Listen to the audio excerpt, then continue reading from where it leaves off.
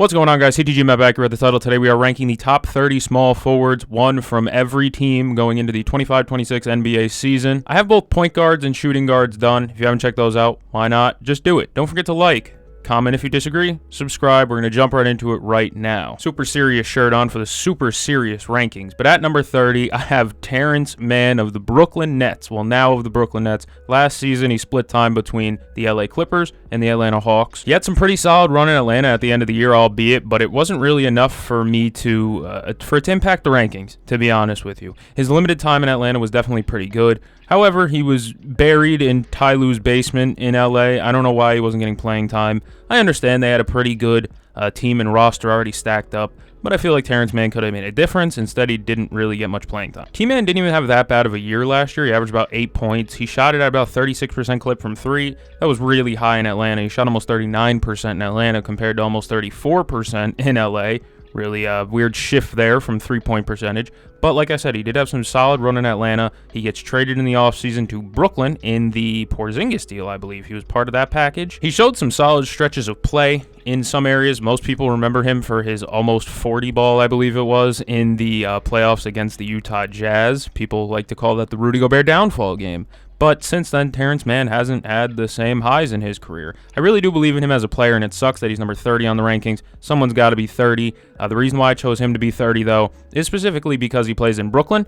There is not much help there. There is not many ball movers there.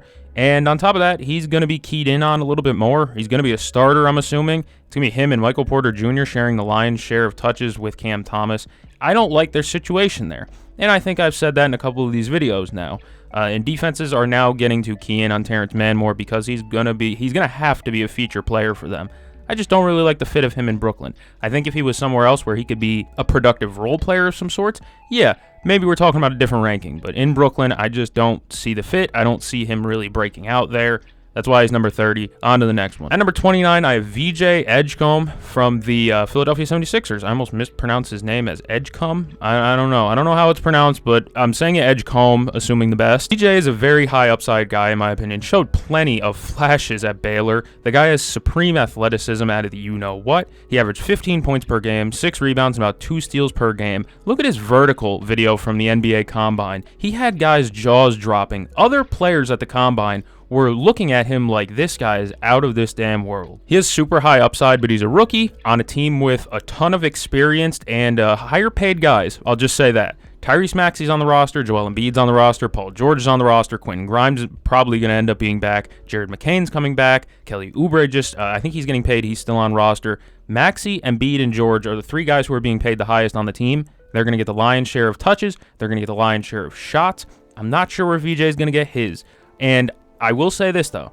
I thoroughly believe that if Philadelphia 76ers struggle this season and things go badly again like they did last year, they will not hesitate to flip the switch and build around VJ Edgecombe, simply because I think he is a very high upside guy. 15 points per game, 6 rebounds. I know the shooting splits weren't necessarily the sexiest at Baylor, but college shooting splits are a little bit different. They transfer to the league a little bit differently. I think he has good size, good hops, good finishing ability. That automatically helps you out in this league. If he can play some good defense, maybe he can adapt and play a more of a complementary role with the big stars around him. Maybe he can do that and adapt and become a productive player. But as for right now, I see him at 29 because he's not going to get enough opportunity for me to really see what he really is. As for right now, I'm not even sure if he's going to be the starter, all things considered. I've seen many different lineup combinations for the Philadelphia 76ers. I saw one the other day that had Quentin Grimes listed at the 3. Hell no, that's not going to happen in my opinion. But it wouldn't shock me if VJ were to come off the bench and if they were to start Maxey, some combination of McCain or Grimes. And then at the 3, you go with Oubre or Paul George or Oubre at the 4, and then Embiid at the 5 for more length. But if you really believe in VJ, he could start day one, and I really think he could be a contributor. But as for now, I'm just really unsure, and I've been playing it conservative with rookies this whole rankings. At number 28, I have Mr. Royce O'Neal, the Rolls Royce. I'm unsure if he's going to be starting, and that's kind of what's throwing me off here, because I also saw another one where Ryan Dunn was considered to be a starter on this team, and another one with Grayson Allen starting on this team. So I kind of figured this. Ryan Dunn's a really good defender, not as much of a spot-up three-point shooter. Grayson Allen is a very good three-point shooter, not a really great defender. Meet in the middle, best of both worlds, that's Royce O'Neal. He can defend a little bit, and he's over 40% from 3 last year. That's pretty good. Royce is a career 38.5% three-point shooter. He plays pretty solid defense. He showed some playmaking. Remember that one year in Brooklyn? It was like 22, 23 maybe, 21, 22, somewhere around there. He averaged about over 4 assists per game playing with Kevin Durant, Kyrie in them. He has some playmaking chops. I'm not saying he should be doing it, but he can. I like Royce a lot as a good role player. I really believe he is one of the better role players going around right now. I'm not sure if he's going to start or not, like I keep saying. Again, Ryan Dunn could start because he is a great defender and he's younger than Royce O'Neal is. But I like the idea of having Royce in there because he is a better shooter. And with the guys they have around him, Jalen Green, Devin Booker, I want some spacers, you know what I mean? The reason he's at 28 for me, though, is simply because I see the guys ahead of him and I say, well, they have more room for improvement. They have higher ceilings. Royce is a productive role player, but that's about what you're going to get from him, is productive role player. That's it. No knock on Royce. He's not a bad player at all. He just comes in at 28 simply because the guys ahead of him have a higher ceiling or just better in some areas than he is. It's no knock. He's a solid starter in this league, and he deserves everything he's been given contract-wise. It's not like he's overpaid or anything. Very solid contributor that I think Phoenix fans enjoy. Go ahead and correct me down low, Suns fans, if you don't like Royce O'Neal. I don't know who doesn't like Royce O'Neal, but maybe you don't. I don't know. At number 27, I have Kon Kneppel from Duke, now of Charlotte. I know I've been saying I've been playing it conservative with the rookies, but I really like Kon in his ability to shoot the damn ball and play off the ball with a guy like LaMelo Ball. I keep saying Ball. He has a good playmaker in LaMelo. He's a good movement shooter. We saw that at Duke playing next to Cooper Flagg. He averaged 14.5 points with 4 rebounds at Duke. He also shot 48, 40, 91 splits. Shot 40% from 3, 48 from the field, 91 from the line. That's really damn good shooting. Kon Kneppel is going to be a very decent role player, I believe. My NBA comparison that I had for him, if you like NBA comparisons, I didn't have one for VJ. I have one for Kon because I watched more of him. Kon reminds me of like bulkier Jeff Hornacek, or maybe like a Desmond Bane with real arms and not T-Rex arms. You know what I mean? I view him as a good motion off the ball shooter, and that's a pretty good upside. Desmond Bane's made a lot of money in this league. He can defend as well, and he can maybe make plays off the dribble. I don't know if that's going to translate full-time to the NBA, but I really like that there's going to be ample opportunity there. It's LaMelo, it's Brandon Miller, and it's Kon Kneppel with Miles Bridges. It's not a flashy starting five. It's not the best starting five you'll ever see, but I really like the opportunity I think he's going to be given, and I think that gives him a higher ceiling than some of the other guys like VJ. There's just simply less guys on the team that are going to be taking shots, and guys like LaMelo who want to get their 10 to 15 assists if he can. Yeah, I said 10 to 15 assists because that's LaMelo. He was in the 100th percentile in usage rate last year. The guy holds the ball a lot. I just think he has a higher ceiling this specific season than most rookies. If you asked me who has the higher career ceiling between VJ or Kon, I would say VJ, but situationally for this next season, I think Kon just has a better chance of making an impact now than VJ does. It's no disrespect to VJ. I just view Kon as a better complementary piece because of his ability to shoot off the ball, move, and find open spaces off the ball. It's really impressive what he does without the damn ball. At number 26, it's another rookie. It's Ace Bailey. He had a very good year at Rutgers, man. This guy averaged 17.5 points with 7 rebounds and about 2 stocks per game. That's steals plus blocks, if you don't know. He got 6'9", 6'10 frame, and they list him at 6'10". I'd say he's somewhere in that middle area. He has really good size. On top of that, because of that good size, I really feel like it gives him a good upside for both ends of the floor. Defensively and offensively. Of course, defensively at Rutgers, we didn't see a ton flashy-wise because it's Rutgers. They weren't playing the best. But his offensive game, we saw that a lot. 39 points and 8 rebounds with 4 blocks on 16 of 29 at Indiana. What the hell is that? I mean, that's just an unbelievable game. He does need to shoot a little bit better from the free throw line, in my opinion. He shot sub 70%, somewhere in the 69s area. I don't have the exact number, but I know it was sub 70. Needs to get that up a little bit because, well, in the NBA level, you can't afford to miss free throws. Some people may not like his pre-draft stuff, and it may have soured them to Mr. Ace Bailey. And I understand that. He tried to dictate where he was going to land in the draft, and some people really don't like that. He's one of the first guys that wants to say, I want to control my legacy and where I'm going. It happened in the past, too. I mean, this is a different sport, but like Eli Manning did it in the NFL. But at the same time, I know some people who really wouldn't like that, especially because he refused to work out for the Brooklyn Nets. He refused to work out for the Washington Wizards. He really didn't want to play for a bottom feeder. I don't understand why. Maybe you want to be drafted into a role where it's more like established guys around you and there's actually help. But at the same time, you're not going to be the established guy if you got drafted by Philly. You know, I don't know what he wanted, and I think that's the issue. I'm not sure what he wanted. And then he gets drafted by Utah, and he blacks out his entire profile picture and everything like that and makes a big stink about it, it looks like. Without saying anything, he makes a stink about it. Again, I just didn't like that very much. I understand if you were soured by his pre-draft stuff, but for me, I see the upside of a kid who's had multiple great games at the collegiate level. Like I said, there was an Indiana game. I believe there was one at like Northwestern where he was killing as well. He had a couple of really big games. He can embrace the role that he has in Utah, which is you're the guy, man. I don't think Utah brass wants Keontae George and other guys like that taking the ball out of Ace's hands. Maybe Lauri Markkanen is your best example of the guy who's going to take the ball out of his hands. But in terms of opportunity, there weren't many places he was going to land with less or with better opportunity. You know what I mean? Utah was a place where he can rock out. He can build his own stuff in Utah, make the fans love him over there. If he shows those same scoring chops that he did in college at Utah, dude, the Jazz fans are going to love this guy. At number 25, I have Kyle Kuzma. Man, I feel like I could have put him lower. I really feel like I could have put him lower. I didn't understand the trade when it happened, when he got traded from the Washington Wizards to the Milwaukee Bucks. It just didn't make any sense in my mind. Then he touched the court to play for the Milwaukee Bucks, and I thought, the trade makes even less sense now. This guy is terrible. Kuzma was a net negative on both sides of the floor last year. It was honestly pretty impressive. He had below average mid-range shooting as well as three-point shooting. He finished the year with splits at 43 from the field, 31 from three, and 63 from the free throw line. Opponent's points per 100 possessions, I know it's a lot to say, but opponent points per 100 possessions went up about 5 whole points with Kuzma on the floor. That's very, very bad as well. I believe that was in somewhere around the 10th percentile. Very not good, I'll tell you that much. If you want to get into the weeds about defense, you can see he's in the 5th percentile in deflections, the 18th percentile in rim defense frequency, the 29th percentile in block rate.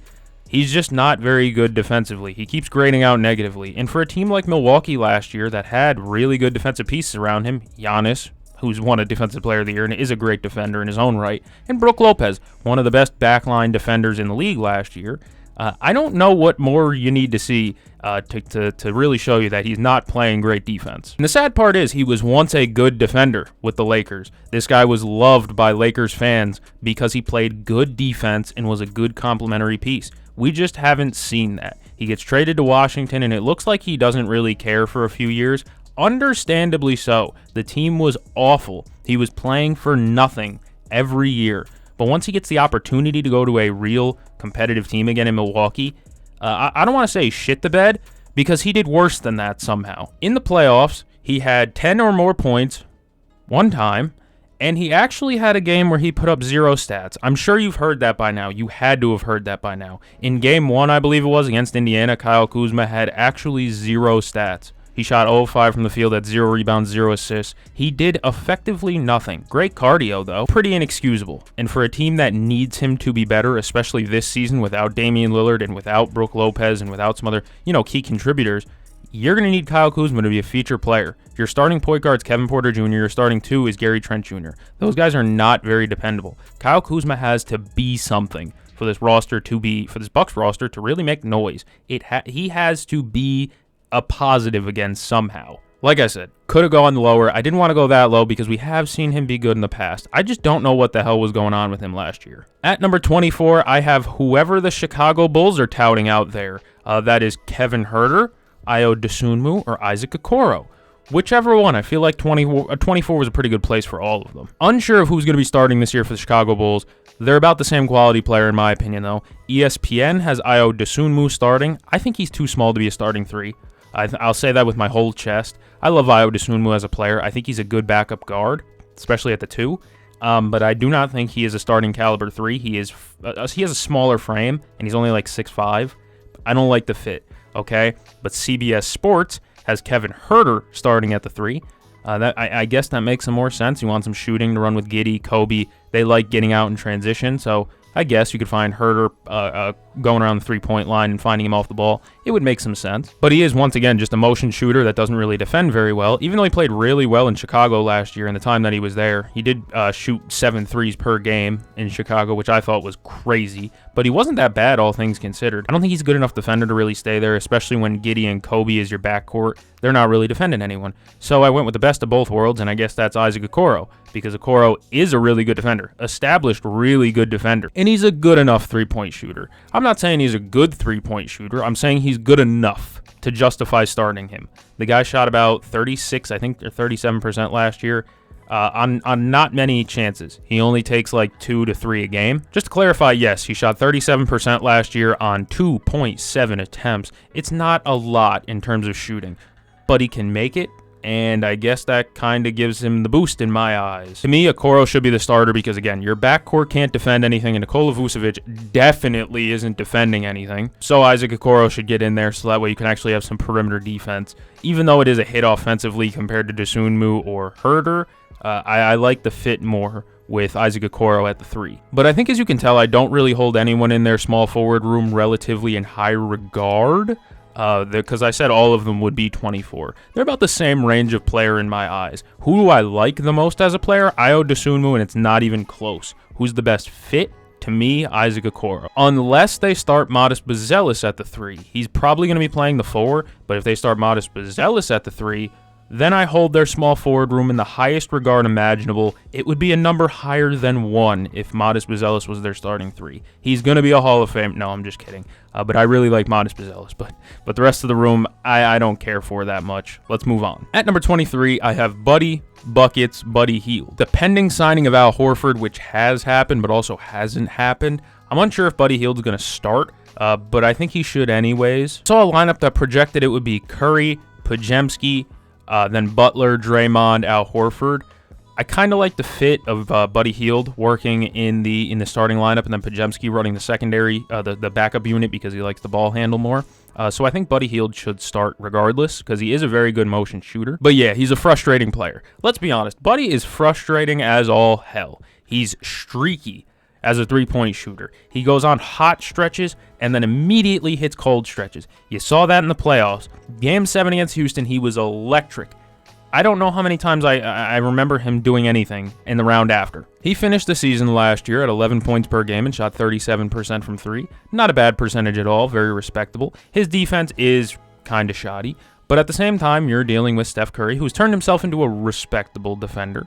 Jimmy Butler, who's a pretty good defender in his own right. Draymond Green, who's one of the best defenders in the league. And if you have Al Horford, he's all right enough. Jimmy Butler was correct about one thing. I'm not a big Jimmy Butler guy, but in my opinion, he was very correct about one specific thing.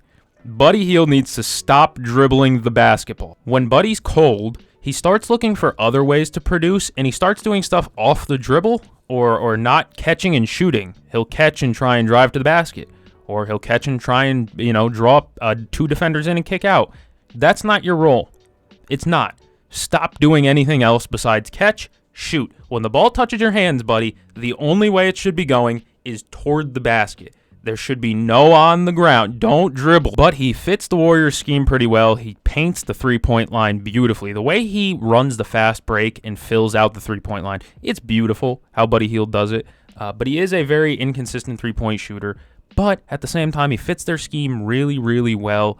Plus, the added shooting threat will stretch out the defense because teams have to respect Buddy Hield. That means Jimmy Butler's going to have more room to work. Steph Curry's going to have more room to work. Brandon Podziemski's going to have more room to work if he runs with the bench.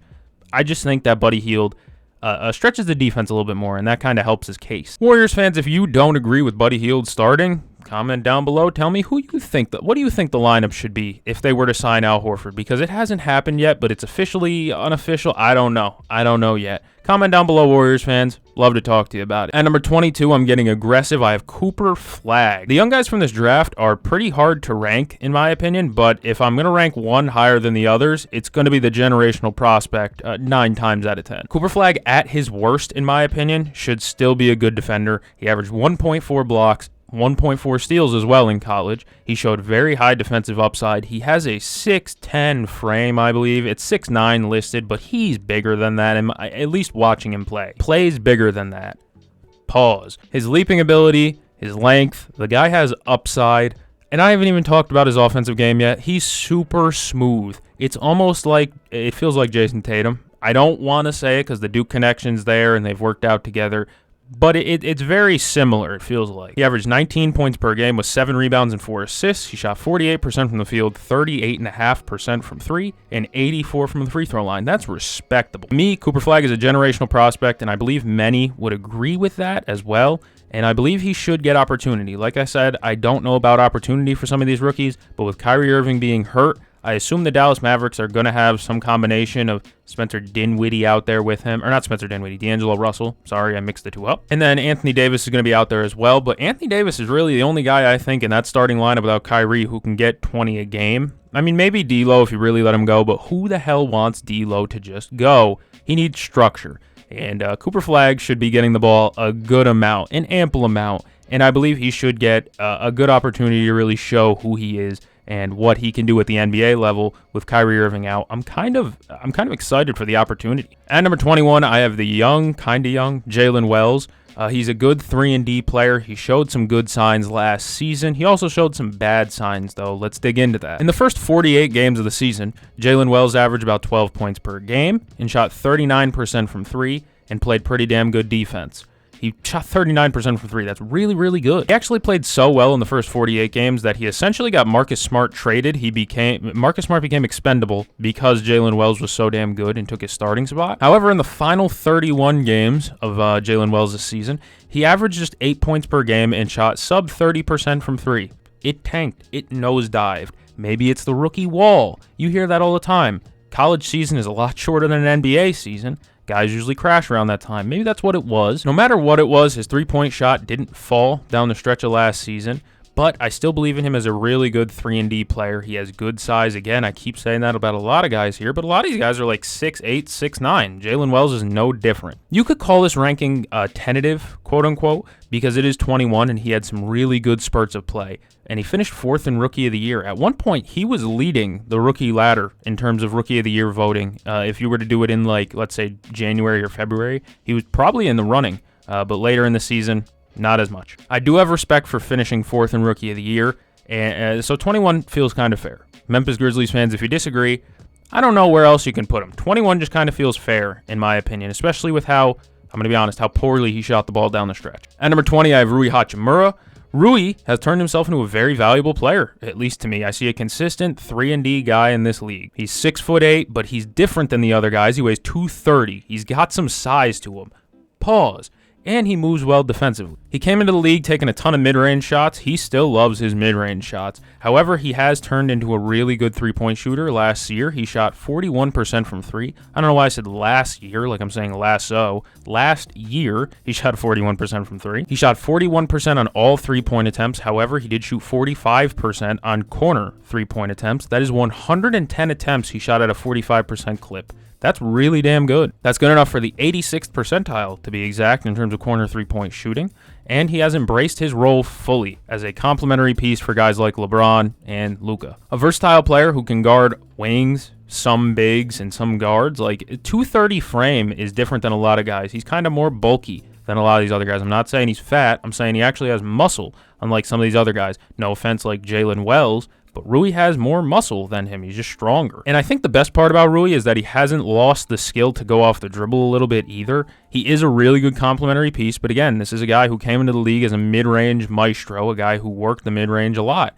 If it's needed, he could still do that. I don't see a reason why they can't give him a possession or two each game where they're like, you know what, Rui, take your clear out, work in that mid-range spot. It won't hurt the team that bad. I like Rui a lot. I feel like 20 was a really good place for him. He had a pretty damn good year last year. Super respectable player, and he can defend pretty well. I like this ranking for him. At number 19, you could say this one's aggressive because he is an older player, but I have Chris Middleton.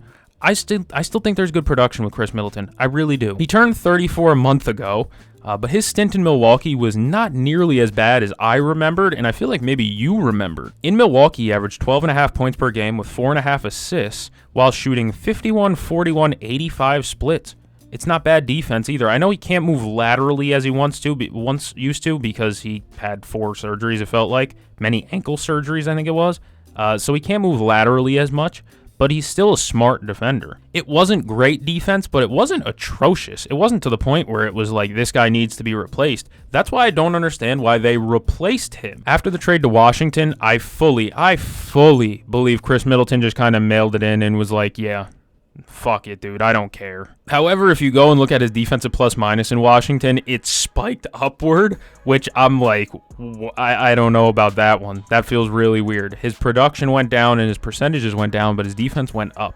Really interesting. But watching him eye test, it just looked like a guy who really didn't want to be there. He was just kind of going through the motions. Understandably so. That team was terrible. However, this year in Washington, they're looking to build something, and I feel like they're on the right track. Chris Middleton is a good veteran leader. He's won a championship. He's been the second best guy in a championship team, too. He was really damn good in the finals run, right? This is a guy who the young guys can listen to, and he can maybe help mold some players. The only reason I don't think a real competitive team takes a shot on Middleton is because he is getting paid a ton of money, and that's probably why the Bucks traded him, to be completely honest with you. That's probably why they traded him. But at the same time, if he was getting paid $12 million, I don't think there's many teams in the league that would turn down a guy like Chris Middleton. He's a 40% three-point shooter for his career, shot 41% in Milwaukee last year. I still think there's a ton of productiveness in there, but he is just old, and I just don't think anyone cares about Washington. No offense, Wiz fans. At number 18, I have Devin Vassell. This is a frustrating player to watch. I can't stand watching Devin Vassell because he will sit there, catch a wide-open three-pointer, and it will clank off the rim. But at the same time, you let him take a mid-range jumper over 3 defenders, and it's going in nothing but net. Vassell came into the league as a projected 3-and-D player, but he's turned his game up a notch. He's become better as a mid-range player. He loves to ball handle. He loves to make his own shot. He likes to create his own stuff. And I understand that, I guess, to an extent, but he's at the point in his career, you're working with De'Aaron Fox and Victor Wembanyama. Take the back seat. His best role is a limited role, in my opinion, when he's leading the offense and taking a ton of contested mid-range shots, and he's not a good passer either. It becomes really hard to figure out who is Devin Vassell as a player, because I really don't know. He was a good defender coming out of college. You guys can check the damn tape. He was a good defender in college. He was a projected 3-and-D guy. Instead, he's molded himself into a good mid-range shooter who doesn't defend that well. I don't know. But what I do know is if he can mold himself into being a decent defender again, playing with De'Aaron Fox and Victor Wembanyama, he's going to get ample open shots. Wemby and Fox are going to be working that defense tirelessly. Vassell should get open opportunities. The issue is, does he want to play that role? I don't know. And it's really interesting because his rookie extension's about to run out, which means he's up for a new one. Is he going to get a new one in San Antonio? If he doesn't mix well with Wembanyama and Fox, I don't know if that's a guarantee. I think he's a pretty good player. And I think 18's such a fine ranking for him. And I wanted to move him up a lot because his box score numbers show a lot. But you take a look under and it's like, he takes a ton of contested twos. His effective field goal percentage isn't that high. He's not a star player on the team, so taking long twos doesn't help anyone. I just hope he doesn't end up like one of those score-first, inefficient, mid-range chuckers, kinda, to be honest with you, who haven't gotten second contracts, i.e. the Cam Thomas, i.e. the Quentin Grimes, guys like that. I like those guys, don't get me wrong, but in this current NBA, you have to be able to defend and play a complementary role if you aren't an all-star. And Devin Vassell needs to learn you are a complimentary guy, not an all-star. I hope he can just embrace that role next season and really play into that 3-and-D mold he was originally projected to have. At number 17, I have Ausar Thompson. Big fan of him. The lesser known, quote-unquote, but similar type of defender as Amen Thompson, his brother. Still talented, maybe not as hyped as his brother is, because his brother played some really damn good ball down the stretch last year. But Ausar Thompson's defense is really damn good. You watched the playoffs last year against the Knicks. I'm not saying he locked Brunson up because Brunson is a tough guard, but he did a pretty dang good job. He has good size, and of course he's Amen Thompson's twin. If you know Amen Thompson, you know Amen can jump out of the damn gym. Ausar's no different. He has the lateral quickness. He has downhill quickness. He can jump out of the gym. Both of them are athletic freaks, man. Opponent points per 100 possessions goes down 3.2 points with Ausar on the floor. That means they're on average scoring 3.2 less points per 100 possessions with Ausar on the floor. I don't know if I had to explain that to you. I doubt it. You aren't dumb. Ausar is in the 98th percentile in deflections, 91st percentile in rim defense for his position. He also finishes pretty well at the rim, 67% on about 280 attempts. And this is the really impressive part to me. His effective field goal percentage sits at about the 58th percentile at 55.3% effective field goal percentage. That's above average.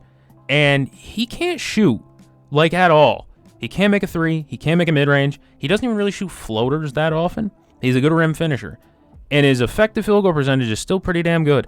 I don't know. It's really weird. I don't know. He finishes really well, just like his brother does, because they jump. They are elite jumpers in that Thompson family. I don't know if their grandfather is David Thompson, who can also jump out of the gym. There's got to be something in the milk they were drinking, and I need to get that for when I have a kid. Of course, he's less hyped than Amen, but I still think there's a ton of talent in there, and just like Amen, if one of these guys could develop a damn jump shot, you're talking about a crazy 3-and-D mold player who can also finish at the rim at an elite level. I love both of these guys. Obviously, Amen is more hype, but Ausar is very talented in his own right. At number 16, I have Andrew Wiggins. He may get moved again this season. I've seen a couple of trade mocks to the Lakers and everywhere else, it seems. Wiggins has been the same player since he's broken into the league over a decade ago now, I believe. He's currently with the Miami Heat. In his 17 games since joining the Miami Heat last season, he averaged 19 points per game on 46, 36, 73 splits. It feels like the same Andrew Wiggins as always, because it is the same Andrew Wiggins as always. Wiggins keeps having the same season where he's like a 16 to 19 point per game scorer on like okay splits, but not good enough to the point where it's like, all right, that's a really good year. Except for that one season. And you know what one season I'm talking about, where suddenly he just became good. I don't know what's going on over there in Golden State, but that team needed to be investigated. He's a fine rebounder. Sometimes he plays defense. He's really, I don't know. He picks and chooses when to play great defense. The guy defends Jason Tatum really well. He might be the best Jason Tatum defender specifically in the league. In my opinion, I've watched him countless times play great defense on JT. I don't know what it is that he does against Tatum, but he defends him better than every other player I've seen against Andrew Wiggins. His career has been remarkably consistent, again, outside of that one season with the Warriors. He takes a ton of mid-range shots. He mixes in a couple of threes here and there. He takes his threes when it's open, and he hits them out like a respectable enough clip, and he can finish at the rim respectable enough. He just does everything enough. This is really wild. Andrew Wiggins is going into his age 31 season. Oh my God, we're old, fellas. But I don't want to sugarcoat it. Andrew Wiggins is damn near the same player he was in year 3. If you look at him now, not much has changed. He takes a ton of mid-range shots, a couple of threes, and he plays defense here and there, not consistently. I don't know. I like Wiggs, not that much, but 16.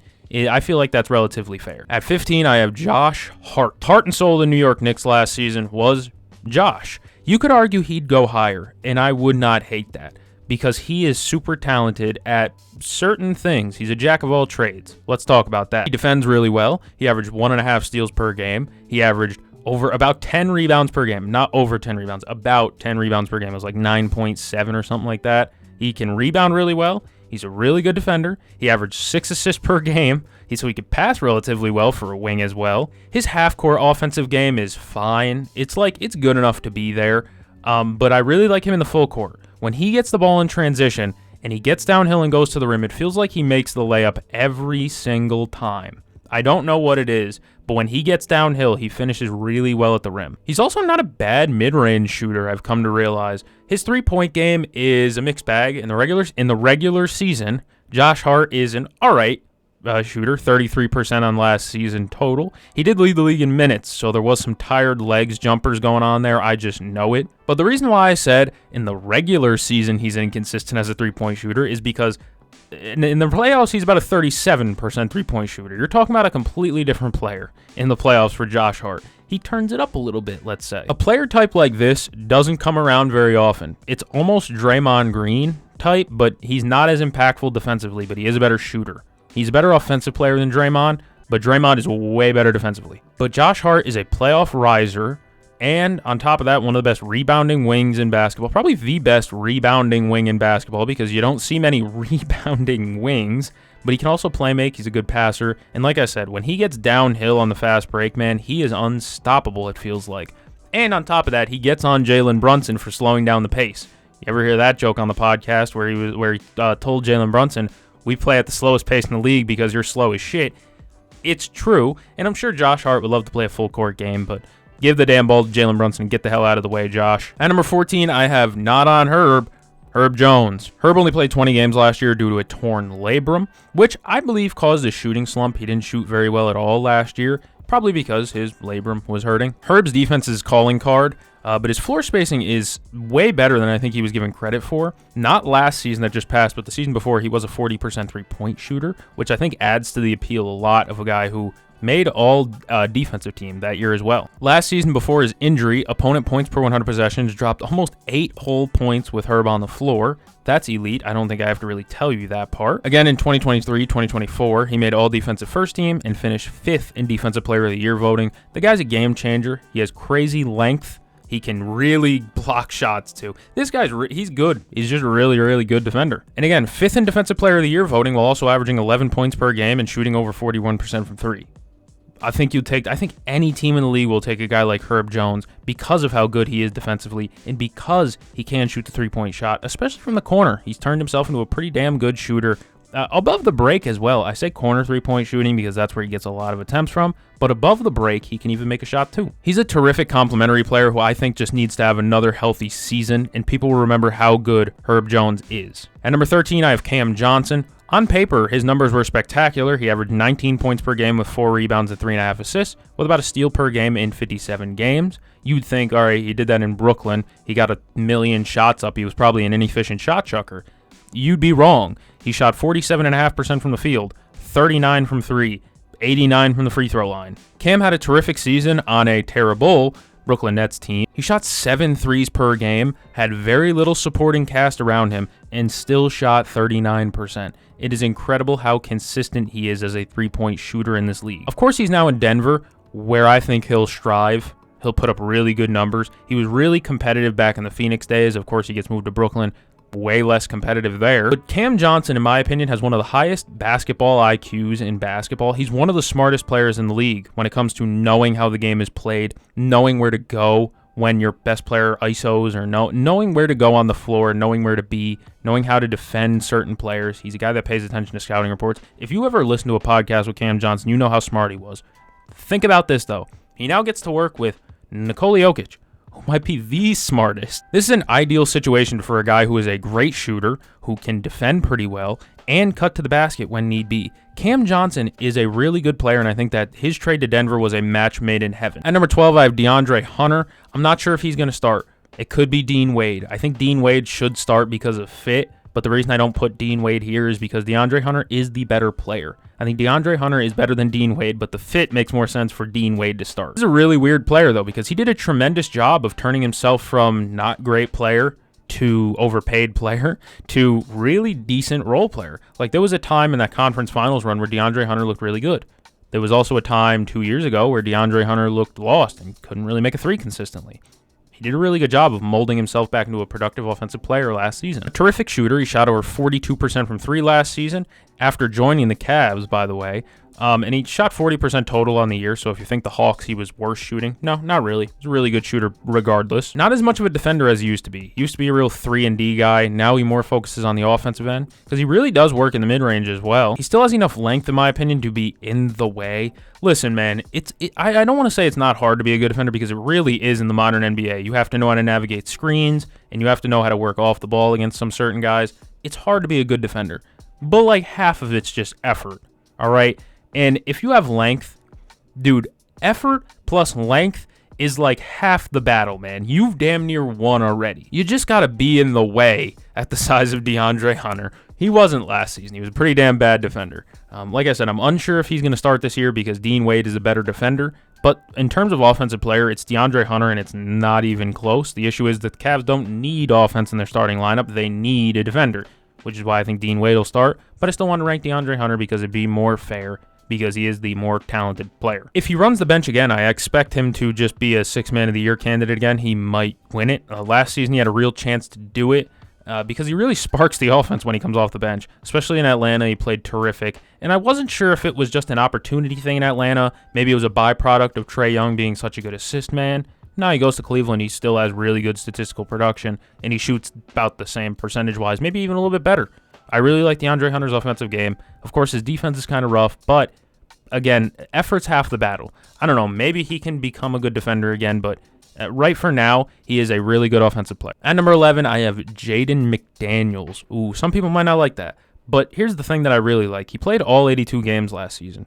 Real Iron Man stuff. McDaniels averaged 12 points per game with 6 rebounds and 2 assists, along with over a steal per game. He shot 48 from the field, 33 from the three-point line, and 81 from the free throw line. McDaniels is an elite defender. He's got about a 7-foot wingspan. He's really damn big, really lengthy. He's really good at not fouling, which I think is incredible. Opponent free throw rate goes down about 4 attempts per 100 possessions with Jaden McDaniels on the floor. He doesn't foul a ton. The thing that I want to see more of, though, with Jaden McDaniels is when he's good and he's shooting well, I think it truly unlocks the Timberwolves offense. I don't want to say he has the keys, because obviously if Anthony Edwards is terrible, they go nowhere. If Julius Randle's terrible, they go nowhere. But if you have Ant, Julius, and McDaniels working, that's real dangerous. It felt like when they all started clicking together, Edwards, Randle, and McDaniels last season, that's when you really started to see them rip off that big streak at the end of the year where it felt like they won every game in the final month and they tore their way into the playoffs. They looked really damn good. And it felt like it was because it just snapped last season. Daniels also loves his mid-range attempts. He's a guy that likes to keep the defense honest, and I respect that. You want to get to your mid-range shot, and you want to make the defense believe you're not just going to catch and shoot only.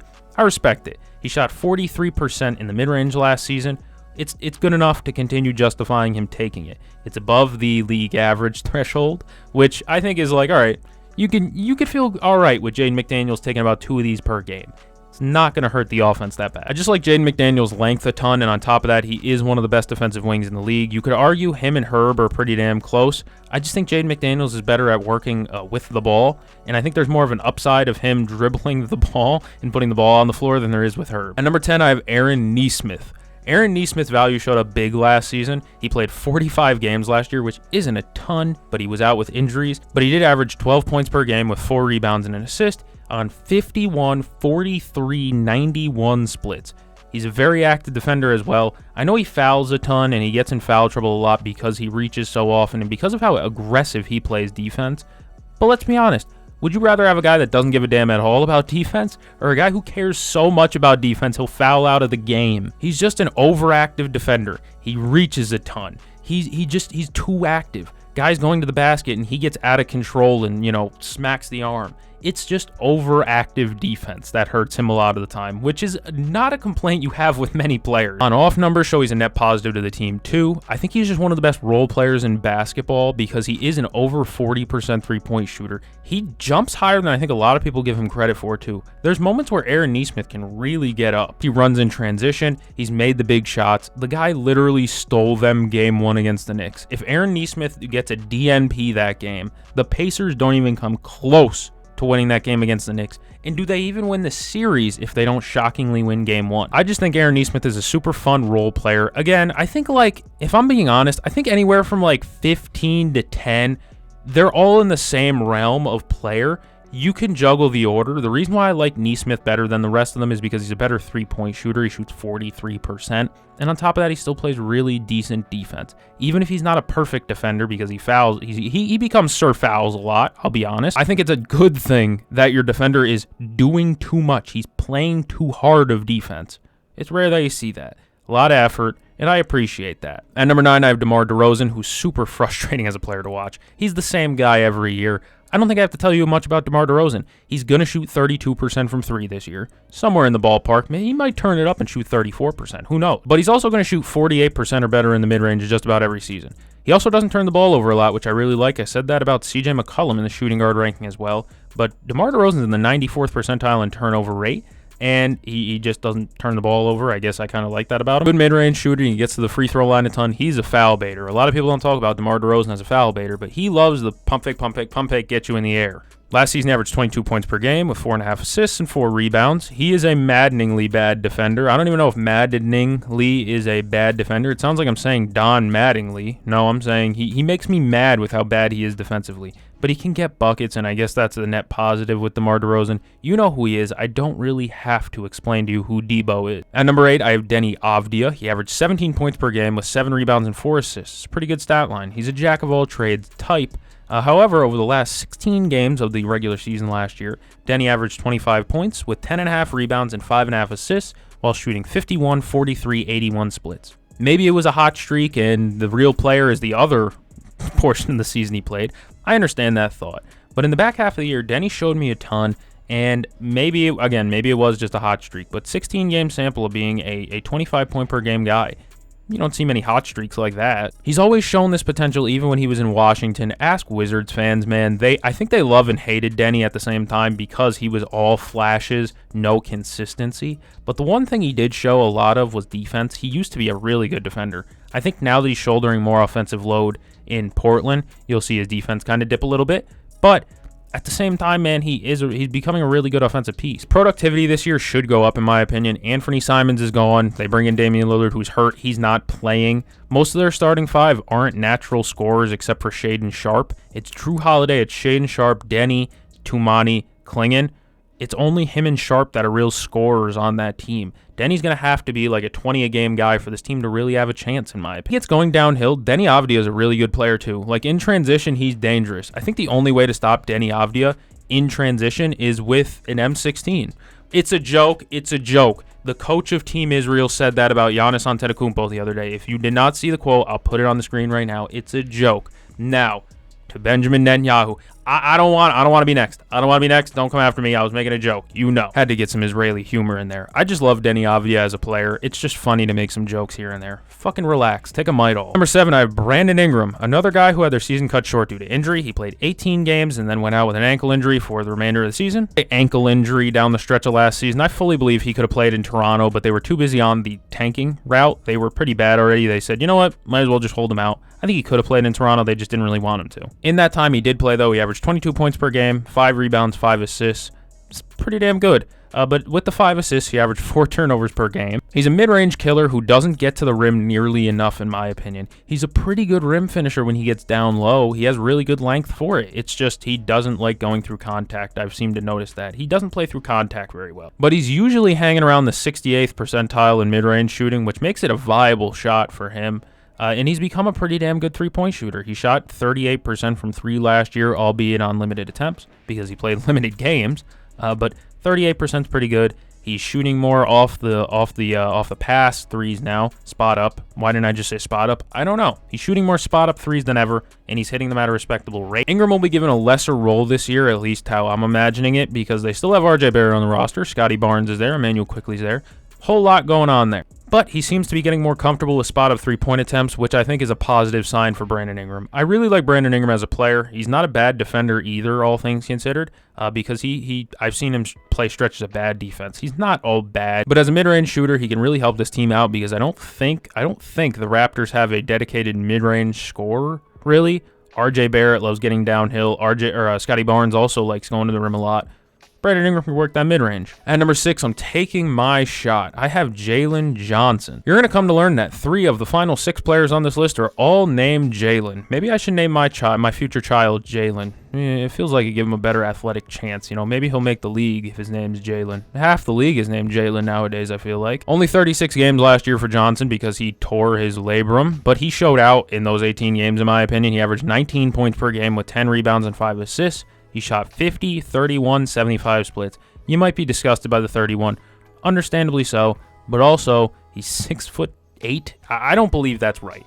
They say 6'8". He feels like he's closer to 6'10" when I watch him play. The guy averaged 1.6 steals and 1 block per game, about 2.5 stocks per game for the guy who's also averaging 19 points and 5 assists and 10 rebounds. He does everything well. This is like Josh Hart offensively on steroids. He's a stat sheet stuffer, a great rim finisher, and an excellent running mate for Trae Young, in my opinion. He's got great size, and he runs in transition. He finishes well at the rim. He's an already he shot 31%, but the eye test tells me his jumper looks cleaner than a 31% shooter.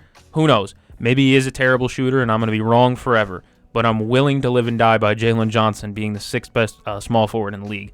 I really like him. I think with more competent teammates and more competent players around him this season than last season, you could really see him take a step up. Maybe he'll average 6 assists this year instead of somewhere around 5, but he could still average his 18 a game, still get close to 10 rebounds because Porzingis ain't taking the rebounds away. You know, Jalen Johnson has stupid amount of value, and I think about every team in the league would take Jalen Johnson if offered. At number 5, Franz Wagner. His name isn't Jalen, but when Paolo Banchero was out last season, Franz Wagner shined. He kept the Magic above water. On the season last year, he averaged 24 points per game with about 6 rebounds and 5 assists, albeit that's already a good stat line. But the shooting percentage is where it kind of gets a little bit icky. 46.5% from the field. Fine. 29.5% from 3. Not as fine. But 87% from the free throw line. What the hell? Again, when you see a guy who is a really good free throw shooter, usually they translate that over to being at least a respectable three-point shooter. Not Franz. You want to know why?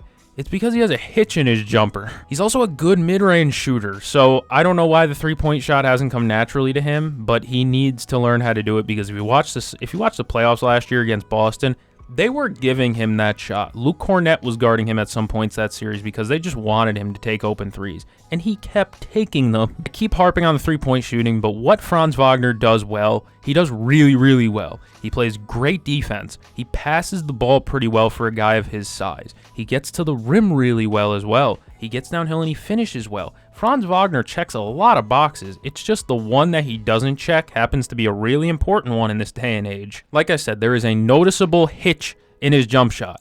I'm sure I'm putting clips up on the screen right now, and there's probably a 3-point make or two in those clips.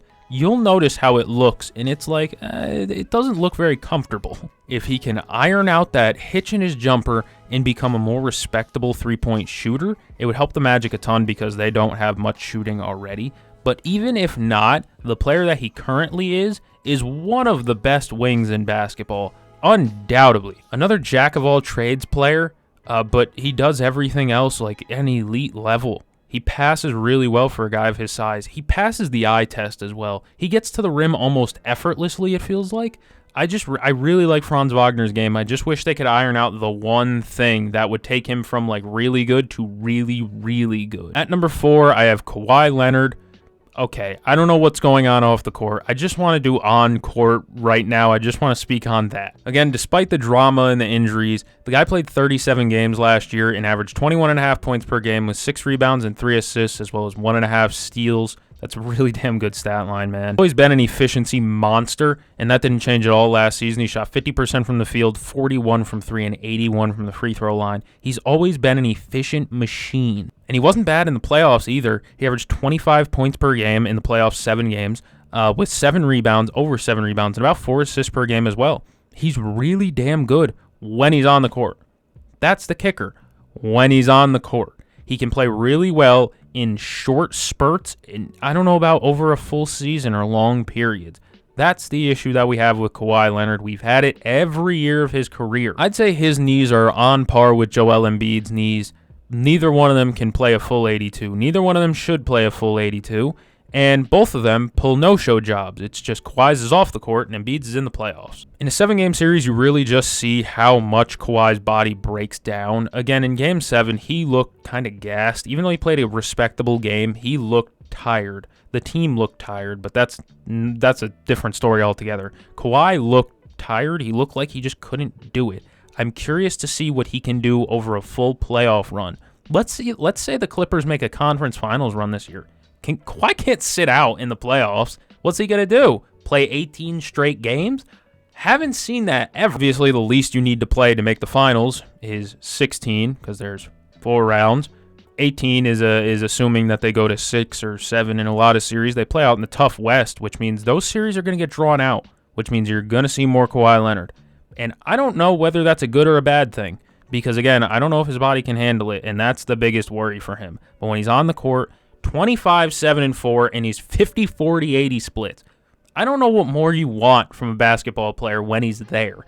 That's the only issue, though, is when he's there. At number 3, I have J-Dub, Jalen Williams. He had some struggles in the playoffs for sure, and just in general, But he also had really big breakout moments in the playoffs too, like that, 40 ball in the finals? On the season, he averaged 21.5 points per game with 5 rebounds and 5 assists, along with 1.5 steals per game. He shot 48.5% from the field, 36.5% from 3, and 79% from the line. Very respectable. He also shot 46% from the mid-range. That's the 76th percentile. His shooting in the playoffs was crippled. Most people criticized his jumper in the playoffs, including me, mainly because I did not know that the guy was playing with a wrist injury that he had to get surgical procedures on in July. Very early in July, he had a surgery done in his wrist, and he should be better next year. But he's a very well-rounded player. He can pass, he can score, he can rebound, he can defend. Really damn good. He checks all the boxes that you need. 36.5% from 3 isn't perfect, but it's respectable enough. And again, maybe it was tanked by, I don't know when his wrist got hurt. I don't know. I haven't actually saw that when the injury took place. Maybe it was during the season and in the later half he had to shoot through it, and you know what I mean? But coming off a championship with the exact same roster around him, I see no reason why things would go downhill for J-Dub. I think he's a fantastic player in his own right, and when he gets downhill, he finishes at the rim really well. He's a pretty good co-star for Shai Gilgeous-Alexander. That's the second Jalen in the top 6. At number 2, Jaylen Brown, the last of the Jaylens. I will admit, I haven't always been the biggest Jaylen Brown fan in my life. I'm a Celtics fan, yes, but I haven't always been the biggest Jaylen Brown supporter. And I know people probably like, why? He struggles with off-ball defense. That's one thing. When he is not on the ball, when he's not guarding the primary ball handler, he just falls asleep. It becomes Jalen's nappy time. All right? He does that a lot. Also, he turns the ball over a good amount for a guy who doesn't pass at an elite level. He struggles with three-point shooting. Last season was a career low from 3. It was a brutal shooting season from Jaylen Brown from 3. He has a loose handle. I think we've all seen that one by now. No left has become a meme for Jaylen Brown, understandably so. He missed that lefty on, was it Max's stream? I think so. He missed a lefty layup and the entire chat cooked him, rightfully so. But I think he does have a left hand. I think people overblow that one. But he does have a bit of a loose handle. He loses the ball quite a bit. However, the things Jaylen Brown does a very good job at. He gets downhill, and he gets the rim pressures that are necessary for the Celtics team. He is much needed in this three-point shooting system because he is the rim pressure guy that they just don't have anywhere else right now. He finishes really well at the rim when he gets there. He's a really good mid-range shooter. He's a really good on-the-ball defender. When they put him on Luka in the finals, he did a really good job on Luka Doncic, and he still does a really good job on Luka Doncic. That's the thing, though. Luka doesn't play off the ball very often, so of course he does a really good job on him. Last season was a down year, like I said, and he still averaged 22 points per game with 6 rebounds and 4.5 assists. He shot 46% from the field, 32.5% from 3, 77% from the free throw line. That's not bad. 32.5% from 3 isn't pretty, though, but like I said, he was injured for a portion of last year, playing through a torn meniscus, I believe. And I think he had another injury earlier in the season that he was playing through. I don't know. What I do know is he will have ample opportunity. Jason Tatum's out. If you're interested in Celtics and specifically Jaylen Brown one-man army tank ball, not tank ball as in losing, I mean Jaylen Brown is going to have to be a tank for the Celtics to win. You will love this basketball season for the Boston Celtics. But for somebody like me who wants to win games, I look at Jaylen Brown as the number one option, and I say, well, we're probably going to win 40-something games. Not high 40s either. I'm talking like 43 to 45. I don't mind how the team's built now, but I'm definitely curious to see how one full season of Jaylen Brown at the helm does for Celtics fans and fans all around who have questioned whether he was the best player on the team or not. If you're still questioning, is Jaylen Brown the best player on the Celtics, put down the pipe, buddy. And at number 1, I'm Kevin Durant. You know who I am. Some probably don't realize how good he was last year because Phoenix was a car wreck of a situation. But he did average 26.5 points per game with 6 rebounds and 4 assists. He shot 53% from the field, 43% from 3, 84% from the free throw line. He was in the 72nd percentile in effective field goal percentage, 84th percentile in mid-range shooting, 93rd percentile in three-point shooting. Efficiency monster. I love efficiency more than anything in the world. He still averages over 1 block per game. He plays really good rim defense, even at his old age. What is he, 37 now, and he's still playing good defense. Good enough, at least. He graded out well defensively in terms of plus-minus last year, despite, again, the Suns being a fucking train wreck of a team last year. They were atrocious defensively. They had no center play whatsoever from useless Nurkic. And KD still graded out as a positive defender, while still having to put up a good number of points offensively and shoulder a load offensively because they were awful. Now he gets to go to Houston, where he gets more help in the likes of Alperen Sengun and Fred VanVleet. He gets more spacing because he has guys around him like Fred VanVleet and other good shooters. He also gets some guys who can do the dirty work around him, i.e. Amen Thompson, Tari Eason types, and Jabari Smith types.